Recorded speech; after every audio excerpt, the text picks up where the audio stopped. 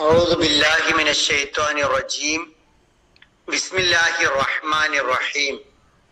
الحمد لله رب العالمين والصلاة والسلام على رسوله الأمين وعلى آله وصحبه أجمعين. ബഹുമാന്യരായ സഹോദരങ്ങളെ, രക്ഷിതാക്കളെ, അസ്സലാമു അലൈക്കും വറഹ്മത്തുള്ളാഹി വബറകാത്ത്.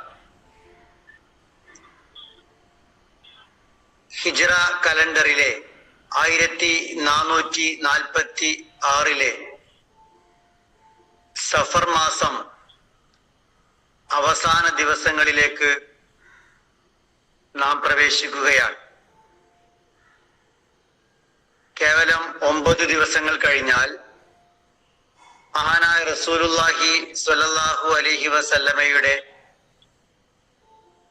ജനനവും അദ്ദേഹത്തിന്റെ ഈ ലോകത്തോടുള്ള വിടവാങ്ങലും സംഭവിച്ച റബീഉൽ അവ്വൽ എത്തിച്ചേരും.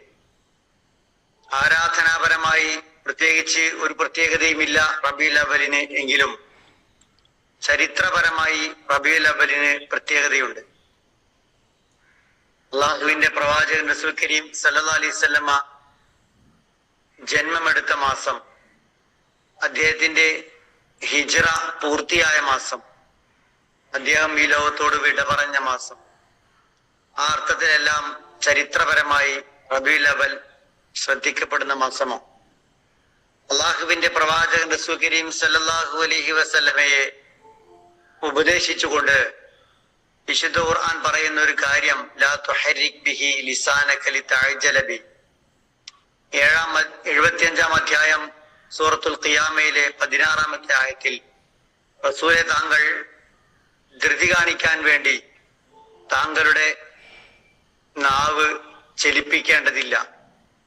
ജിബ്രീൽ അലൈഹിസ്സലാം വഹിയുമായി വന്ന് അള്ളാഹുവിന്റെ റസൂലിനെ വിശുദ്ധ ഖുർആൻ പഠിപ്പിച്ച് തിരിച്ചു പോകുന്നതിന് മുമ്പ് തന്നെ തന്റെ അധ്യാപകനായ ജിബ്രീൽ അലൈഹിസ്സലാം പഠിപ്പിച്ച കാര്യങ്ങൾ മറക്കാതിരിക്കാൻ, മനഃപ്പാടമാക്കാൻ അള്ളാഹുവിന്റെ പ്രവാചകൻ വളരെ വേഗത്തിൽ അത് ചൊല്ലുമായിരുന്നു, ധൃതിയിൽ ഉരുവിടുമായിരുന്നു.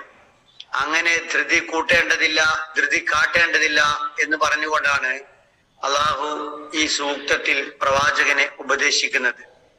ഇതേ സംഗതി വിശുദ്ധ ഖുർആനിലെ 20-ാം അധ്യായം സൂറത്തു ത്വാഹയിലെ 114-ാമത്തെ ആയത്തിലുമുണ്ട്. ഫതആലല്ലാഹുൽ മലിക്കുൽ ഹഖ്. യഥാർത്ഥ രാജാവായ അള്ളാഹു എത്രമാത്രം ഉന്നതനാണ്. വലാ തഅജൽ ബിൽ ഖുർആൻ. ഖുർആൻ കൊണ്ട് താങ്കൾ ഒരിക്കലും ധൃതി കൂട്ടരുത്. മിൻ ഖബ്ലി അൻ യുഖ്ളാ ഇലൈക വഹ്യു. താങ്കൾക്ക് വഹ്യ് നിർവഹിക്കപ്പെടും മുമ്പ്. വഖുൽ, താങ്കൾ പ്രാർത്ഥിക്കണം, റബ്ബി സിദ്നി ഇൽമാ. അല്ലാഹുവേ, നീ എനിക്ക് അറിവ് വർദ്ധിപ്പിച്ചു തരണമേ എന്ന്. അള്ളാഹുവിന്റെ പ്രവാചകൻ റസൂൽ കരീം സല്ലല്ലാഹു അലൈഹി വസല്ലമ വിശുദ്ധ ഖുർആൻ പഠിക്കുന്ന വിഷയത്തിൽ കാണിച്ചിരുന്ന താല്പര്യം, ധൃതി, വേഗത കൂട്ടൽ എത്രമാത്രമായിരുന്നു എന്ന് സൂചിപ്പിക്കുന്ന സൂക്തങ്ങളാണ് ഇത്. അള്ളാഹുവിന്റെ പ്രവാചകൻ റസൂൽ കരീം സല്ലല്ലാഹു അലൈഹി വസല്ലമ വിശുദ്ധ ഖുർആൻ പഠിക്കാൻ തുടങ്ങിയത് അദ്ദേഹത്തിന്റെ 40-ാമത്തെ വയസ്സിലാണ് എന്ന് നമുക്കെല്ലാം അറിയാം. അദ്ദേഹത്തിന് 40-ാമത്തെ വയസ്സിലാണ് ആദ്യമായിട്ട് വഹി ലഭിക്കുന്നത്. അവിടുന്ന് അങ്ങോട്ട് 23 വർഷക്കാലം, 63 വയസ്സ് വരെ മഹാനായ ജിബ്രീൽ അലൈഹിസ്സലാമിന്റെ മുന്നിൽ ഏറ്റവും അച്ചടക്കത്തോടെ, ശ്രദ്ധയോടെ പഠിക്കാൻ വേണ്ടി വളരെ ജാഗ്രതയോടെ ഇരുന്ന ഒരു വിദ്യാർത്ഥിയെ നമുക്ക് പ്രവാചകനിൽ കാണാം.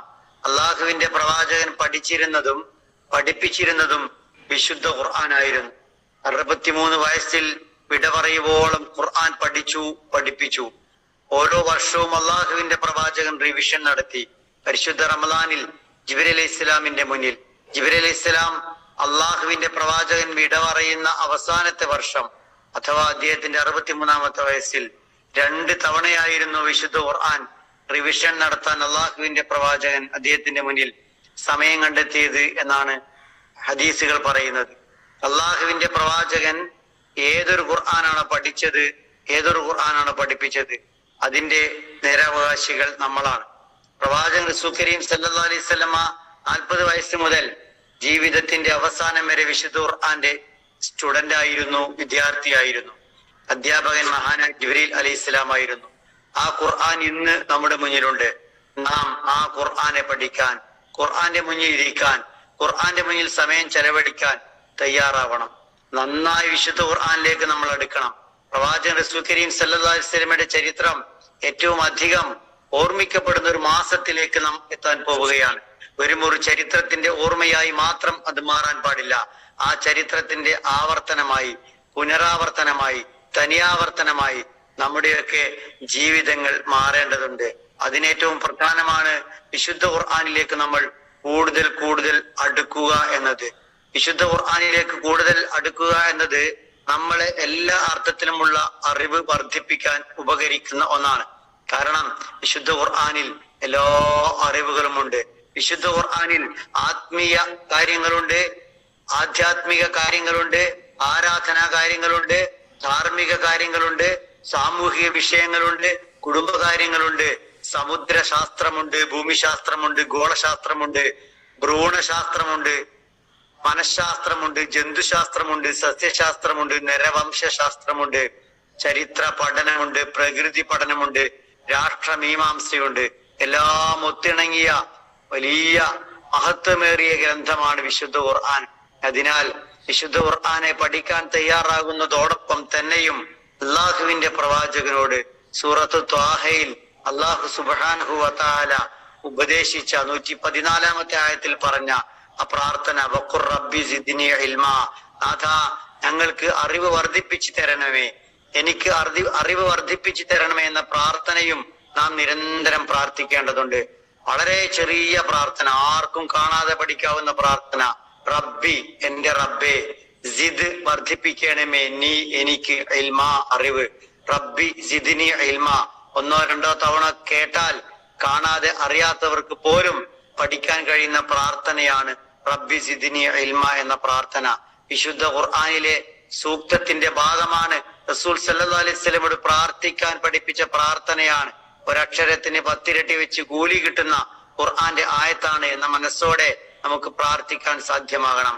വിശുദ്ധ ഖുർആൻ പഠിപ്പിക്കാൻ മഹാനായ ജിബ്രീൽ അലൈഹിസ്സലാം കുറച്ചു കാലം വരാതായപ്പോൾ ആ വിദ്യാർത്ഥിയുടെ എല്ലാ വിഷമതകളും എത്രമാത്രം വലുതായിരുന്നു എന്ന് വിശുദ്ധ ഖുർആൻ ഒരാശ്വാസ സൂറത്തിലൂടെ തന്നെ പഠിപ്പിക്കുന്നുണ്ട്.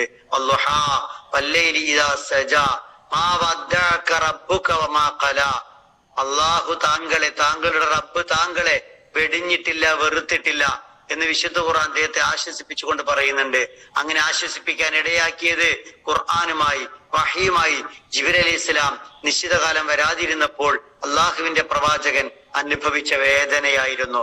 വിശുദ്ധ ഖുർആൻ നന്നായി പഠിക്കണം, അതിന് അവസരങ്ങൾ കണ്ടെത്തണം, ഉപയോഗിക്കണം, ഗുരുമുഖത്ത് പോയി പഠിക്കണം. പ്രവാചകൻ റസൂൽ കരീം സല്ലല്ലാഹു അലൈഹി വസല്ലമ മരണം വരെ ഖുർആന്റെ വിദ്യാർത്ഥി ആയിരുന്നത് പോലെ നമ്മളും ആകണം.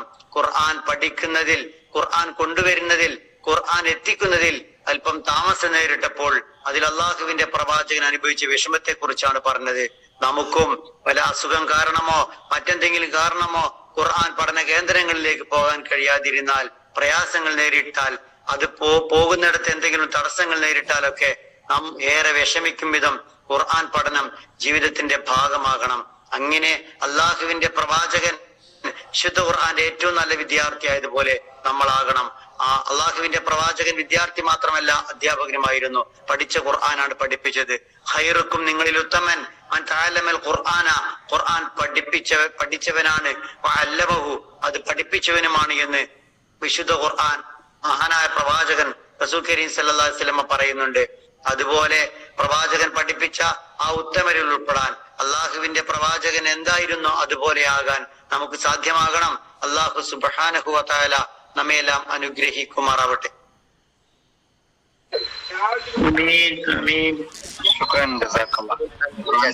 ബന്ധപ്പെട്ട വലിയ ഒരു ഓർമ്മപ്പെടുത്തൽ ഇന്നത്തെ ക്ലാസ്സിൽ ബഹുമാനായ നൗഷാദ് സാഹിബ് നമുക്ക് നൽകി. ക്ലാസ് എടുത്ത നൗഷാദ് സാഹിബിനെയും അദ്ദേഹത്തിന്റെ കുടുംബത്തെയും അള്ളാഹു അനുഗ്രഹിക്കുമാറാവട്ടെ. അള്ളാഹുവിന്റെ കൂടെ ജീവിക്കാൻ ഖുർആനും ഹദീസും പഠിച്ച് നല്ലവരായി മാറാൻ അള്ളാഹു തൗഫീഖ് നൽകട്ടെ. ആമീൻ.